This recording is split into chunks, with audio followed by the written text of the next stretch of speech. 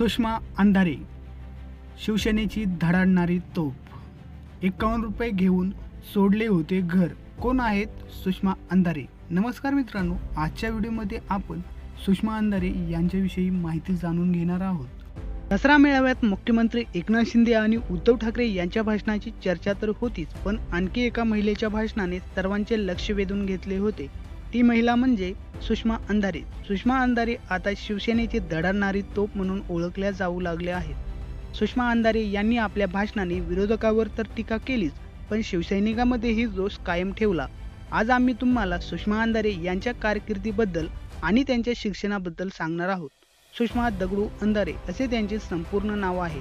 त्यांचा जन्म 8 नोव्हेंबर 1984 साली झाला होता. पडोळी कळंब या गावात त्यांचा जन्म झाला होता. त्यांच्या प्रभावशाली भाषणामध्ये त्यांच्या जीवनाचा खूप मोठा सहभाग आहे. दारिद्र्य, समाजव्यवस्था, चळवळीतील अनुभव हे सगळं पार करून त्या इथपर्यंत पोहोचल्या आहेत. सुषमा अंधारे ह्या लेखिका देखील आहेत. तसेच त्या समाजशास्त्र, राज्यशास्त्र विषयाच्या व्याख्यात्या आहेत.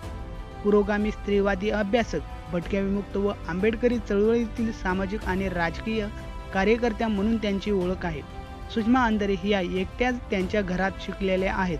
त्यांच्या आधी त्यांच्या घरात कोणीही शिकलेले नव्हते. त्या भटक्या विमुक्त समाजातून येतात. लातूर जिल्ह्यातील मुरुड हे त्यांचं मूळ गाव आहे. त्यांच्या गावात त्यांनी 12वी पर्यंत शिक्षण घेतलं होतं.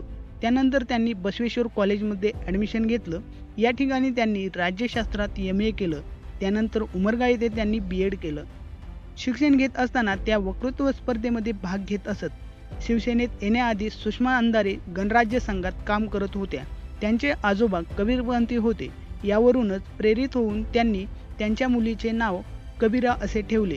सुषमा अंधारे यांना लहानपणी लाड आणि रुबाब असे बोलले जायचं. हे खूप कमी लोकांना माहिती आहे की सुषमा अंधारे शिक्षणासाठी घरातून पळून गेल्या होत्या. 10वीत पास झाल्यानंतर घरच्यांनी त्यांना 51 रुपये बक्षीस म्हणून दिले होते. हेच पैसे घेऊन त्या लातूरला शिक्षणासाठी पळून गेल्या होत्या.